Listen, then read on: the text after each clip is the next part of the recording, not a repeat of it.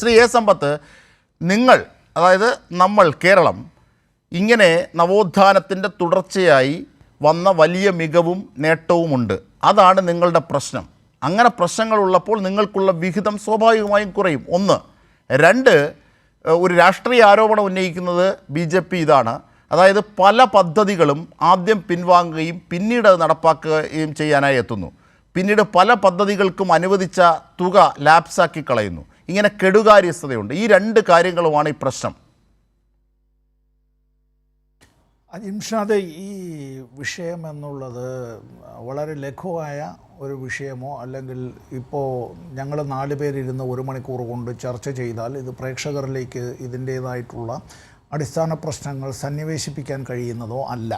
അത് ശരിയാണ്. ഇന്ന് കേരളത്തിൻ്റെ മുഖ്യമന്ത്രി സഖാവ് പിണറായി വിജയൻ ഉൾപ്പെടെയുള്ള LDFൻ്റെ മന്ത്രിമാർ, ജനപ്രതിനിധികൾ അവരെല്ലാവരും രക്തസാക്ഷി മണ്ഡപത്തിന് മുന്നിൽ, ഞാനടക്കമുള്ള പൊതുപ്രവർത്തകർ, CPIMൻ്റെ പ്രവർത്തകരായിട്ടുള്ളവരടക്കം അതിൻ്റെ സംഘാടകരുമൊക്കെയായി ഇവിടെ ഉണ്ടായിരുന്നവരൊക്കെയാണ്.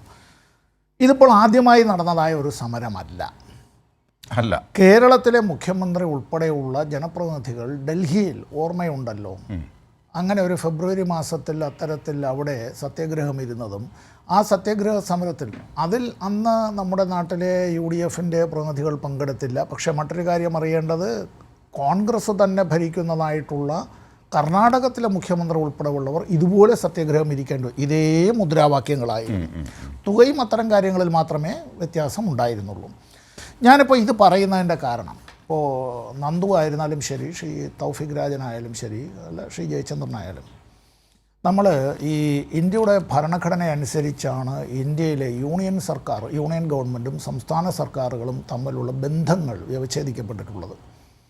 അത് ഏറ്റവും കൂടുതൽ നമ്മുടെ നിലവിലുള്ള ഭരണഘടന അത് 1935 ഗവൺമെൻറ് ഓഫ് ഇന്ത്യ ആക്ടിൽ കുറേ വലിയ ഭേദഗതികളെല്ലാം വന്ന് അതിൻ്റെ ചർച്ചകൾ, അതിന് മുമ്പെല്ലാം 1919, 1909 അത് അങ്ങ് പുറകോട്ട് പോയാൽ 1857 കാര്യങ്ങളിലേക്ക് വരെ എത്തേണ്ടതായിട്ട് വരും. അതിന് മുമ്പുള്ള ചാർട്ടർ ആക്റ്റുകളും.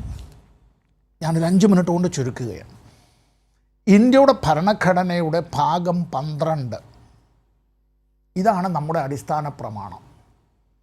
ഇന്ത്യയുടെ ഭരണഘടനയുടെ ഭാഗം 12 എന്നുള്ളത് ആർട്ടിക്കിൾ 264 മുതൽ ആർട്ടിക്കിൾ 300 വരെയുള്ള കാര്യങ്ങളിലും, താങ്കളുടെ ഭാഷയിൽ കേന്ദ്ര സംസ്ഥാന ബന്ധങ്ങൾ എന്ന് ചുരുക്കി നിങ്ങൾ മാധ്യമപ്രവർത്തകർ പറയുകയും ഞാനിപ്പോഴും മുമ്പും ഇനിയും പറയാൻ ആഗ്രഹിക്കുന്ന യൂണിയൻ സർക്കാരും സംസ്ഥാന സർക്കാരും തമ്മിലുള്ള ബന്ധങ്ങൾ എന്ന് വീണ്ടും ഭരണഘടനയുമായി ചേർന്ന് അത് ഭരണഘടനയിൽ അങ്ങനെ തന്നെയാണ് പറഞ്ഞിട്ടുള്ളത്. സുപ്രീം കോടതിയുടെ വിധിന്യായങ്ങളിലും അതിൻ്റേതായിട്ടുള്ള it's A court of record. അതിൻ്റെ അത്തരം എഴുത്തുകളിലെല്ലാം തന്നെ അത് യൂണിയൻ ഗവൺമെൻറ് അതുപോലെ സംസ്ഥാന സർക്കാർ എന്ന് തന്നെയാണ് പറഞ്ഞിട്ടുള്ളത്. ഇതിൻ്റെ ഈ ഭരണഘടനയിലെ ഞാൻ പറഞ്ഞ പാർട്ട് 12 അതിൻ്റെ ചാപ്റ്റർ 2 അധ്യായം 2, ആ അധ്യായം 2 ആർട്ടിക്കിൾ 293 ആർട്ടിക്കിൾ 293 അതിൽ ഈ ബോറോയിങ് ഓഫ് സ്റ്റേറ്റ്സിനെ സംബന്ധിച്ച് പറയുന്ന ഒരു കാര്യം ഞാൻ അത് ഇവിടെ ഇപ്പോൾ സൂചിപ്പിക്കാൻ, മറ്റ് കണക്കുകളെല്ലാം ഇരിക്കട്ടെ, അത് കേരളത്തിൻ്റെ മുഖ്യമന്ത്രി KN ബാലഗോപാൽ ശ്രീമതി നിർമ്മല സീതാരാമനെ സൂചിപ്പിച്ച് അവരോട് ഈ കാര്യങ്ങൾ ഉണർത്തിയതും ഇതുമായി ബന്ധപ്പെട്ട അദ്ദേഹം പറഞ്ഞ കാര്യങ്ങളും ഇന്ന് കേരളത്തിൻ്റെ മുഖ്യമന്ത്രി അടക്കം അവിടെ ഈ വിശദമായി തന്നെ ആ പൊതുയോഗത്തിൽ സത്യാഗ്രഹവുമായി ബന്ധപ്പെട്ട കാര്യത്തിൽ പറഞ്ഞതും താങ്കൾ സൂചിപ്പിച്ചത്. ഇപ്പം ഞാനും തൗഫീഖും അതെല്ലാം നന്ദുവെല്ലാം പറയുമ്പോൾ രാഷ്ട്രീയം ഇതിനകത്തുണ്ട്, അതിലെല്ലാം വ്യത്യസ്തമായ അഭിപ്രായങ്ങളും വ്യത്യസ്തമായ കണക്കുകളും എല്ലാം വന്നോട്ടെ. അത് ഞാൻ അതിനെ സംബന്ധിച്ചൊന്നും തർക്കത്തിനൊന്നും ഇപ്പോൾ മുതിരുന്നില്ല, തർക്കിച്ച് ജയിക്കാനുമല്ല. ഇന്ത്യയിൽ ആഭ്യന്തര കൊളോണിയലിസം പിടിമുറുക്കുകയാണ്. ഈ കോൺസ്റ്റിറ്റ്യൂഷണൽ അൺകോൺസ്റ്റിറ്റ്യൂഷണലിസം എന്നൊരു പദപ്രയോഗം അതിപ്പോൾ ലോകത്തിലെ പല രാഷ്ട്രങ്ങളിലും, ജനാധിപത്യ രാഷ്ട്രങ്ങളിൽ, പ്രത്യേകിച്ചും ഭരണഘടനയുള്ള രാഷ്ട്രങ്ങളിൽ ഇതിനെ സംബന്ധിച്ചുള്ള ചർച്ചകൾ കഴിഞ്ഞ കുറേ വർഷങ്ങളായി നടക്കുകയാണ്. ഇന്ത്യയിൽ മാത്രമല്ല US-ലും അത് നടക്കുകയാണ്.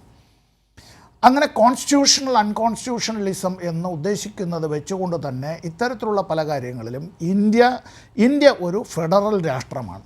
ഇന്ത്യ ഒരു യൂണിറ്ററി രാഷ്ട്രമല്ല. ഭരണഘടനയുടെ അനുച്ഛേദം 1 തന്നെ ഇന്ത്യ, അതായത് ഭാരതം, സംസ്ഥാനങ്ങളുടെ സമുച്ചയമാണ് എന്ന് പറയുമ്പോൾ സംസ്ഥാനങ്ങളില്ലാതെ ഇന്ത്യയില്ല. ഏതെങ്കിലും ഒരു സംസ്ഥാനത്തെ ഭരണപരമായ സൗകര്യത്തിന് വേണ്ടി ജില്ലകളായി അത്തരത്തിൽ വിഭജിച്ചിട്ടുള്ളതുപോലെ അങ്ങനെയല്ല സംസ്ഥാനങ്ങൾ രൂപീകൃതമായിട്ടുള്ളത്. ഇവിടെ സംസ്ഥാനങ്ങൾക്ക് എങ്ങനെയാണ് ഈ പണം ഇന്ത്യ ഗവൺമെൻറ് നൽകുന്നത് സംബന്ധിച്ച് വെർട്ടിക്കൽ ഡെവല്യൂഷനുണ്ട്, ഹൊറിസോണ്ടൽ ഡെവല്യൂഷനുണ്ട്. സാമ്പത്തികമായ പദപ്രയോഗങ്ങളാണ്, ഞാൻ അതിലേക്കൊന്നും കൂടുതൽ കടക്കുന്നില്ല. സാധാരണ ആളുകൾക്ക് മനസ്സിലാകുന്ന ഒരു കാര്യം മാത്രം ഞാൻ പറയാം. ഇന്ത്യയിലെ വിവിധ സംസ്ഥാനങ്ങളിൽ നിന്ന് ഇപ്പോൾ ഇന്ത്യ ഗവൺമെൻറ് GST ആണ്. സംസ്ഥാനങ്ങൾക്ക് നികുതി പിരിക്കാനൊക്കെ കഴിയുന്നതൊക്കെ വളരെ വളരെ വളരെ ചുരുക്കം മേഖലകളിൽ മാത്രമായി അത് മാറിയിട്ടുണ്ട്. നമ്മൾ യൂണിയൻ ലിസ്റ്റും കൺകറൻറ്റ് ലിസ്റ്റും സ്റ്റേറ്റ് ലിസ്റ്റും ഒക്കെ പറഞ്ഞിരുന്നാലും GST നിലവിൽ വന്നതിന് ശേഷം